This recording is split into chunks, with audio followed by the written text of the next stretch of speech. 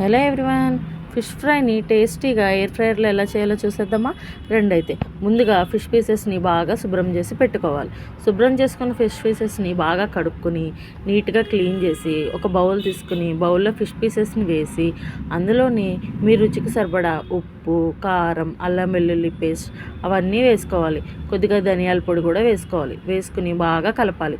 ఇవన్నీ బాగా కలిసే విధంగా కలుపుకుని దాని తర్వాత మీరు కొద్దిగా నిమ్మకాయ పిండుకోండి అందులో. ఎందుకంటే లెమన్ పిండుకుంటే టేస్ట్ చాలా బాగుంటుంది.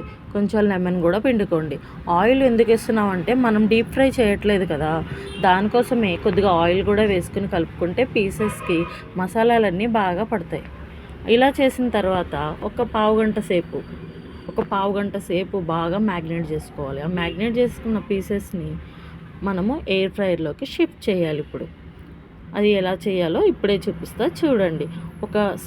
ఒక ట్రే తీసుకుని ట్రేలో పీసెస్ని అన్నీ మొత్తం సర్దుకోవాలి. ఒకదాని తర్వాత ఒకటి పెట్టుకోవాలి. ఒకదాని మీద ఒకటి పెట్టడం వల్ల ఏమవుతుందంటే సరిగా ఫ్రై అవ్వవు, కుక్ అవ్వవు. అందుకోసమే అలా కాకుండా విడివిడిగా ఒక్కొక్కటిగా పెట్టుకోవాలి. ఒక్కొక్కటిగా పెట్టుకొని ఇది చూసారు కదా, ఇలా చూపిస్తున్న విధంగా ఎయిర్ ఫ్రైయర్లో పెట్టేసుకోవాలి. ఎయిర్ ఫ్రైయర్లో పెట్టుకున్న వెంటనే ఆన్ చేసి మనం హీట్ని అడ్జస్ట్ చేసుకోవాలి. పైన చూపిస్తున్న విధంగా హీట్ని అడ్జస్ట్ చేసుకోవాలి.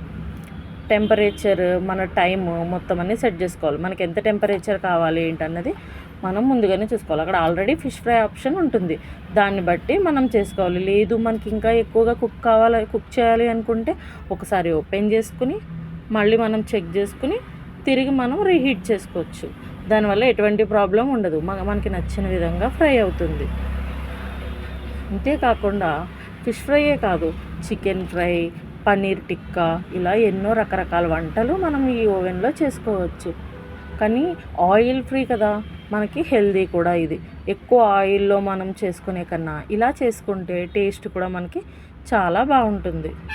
ఎయిర్ ఫ్రైయర్ లోపల ఎలా కుక్ అవుతుందో కూడా మీకు చూపిస్తారండి. చూడండి, మీకు కనిపిస్తుంది కదా కొద్ది కొద్దిగా ఆయిల్ ఎలా అవుతుందో, బబుల్స్ కింద వస్తున్నాయి. ఫిష్ పీసెస్ కుక్ అవ్వడం కూడా ఇప్పుడే స్టార్ట్ అయింది. చూడండి, మనకి మంచి కలర్ఫుల్గా మంచి కోటింగ్తో చూడడానికి కూడా చాలా బాగున్నాయి. ఇందులో వెరైటీ ఐటమ్స్ కూడా మనం చేసుకోవచ్చు. ఇప్పుడు చూడండి, ఫిష్ ఫ్రై అయ్యాక ఎలా ఉంటుందో చూపిస్తాను. చూడండి, ఫ్రై అయ్యాక మనకి ఇలా ఉంటుంది. ఇది ఓన్లీ హాఫే కుక్ అయిందండి, ఫుల్ కుక్ కాలేదు. ఎందుకంటే ఒక సైడ్ మాత్రమే కుక్ అవుతుంది కదా, సెకండ్ సైడ్ కుక్ అవ్వదు. నేను మళ్ళీ పెట్టి సెకండ్ టైం తీస్తున్నాను. నేను తీసేసరికి హాఫే కుక్ అయిందని చెప్పాను కదా. ఓపెన్ చేసి ట్రే బయటికి తీసి పెట్టేసరికి మొత్తం మంచిగా కుక్ అయ్యింది. చూడడానికి ఎంత బాగా కుక్ అయినాయో. 2 సైడ్స్ కూడా చాలా బాగా కుక్ అయినాయి.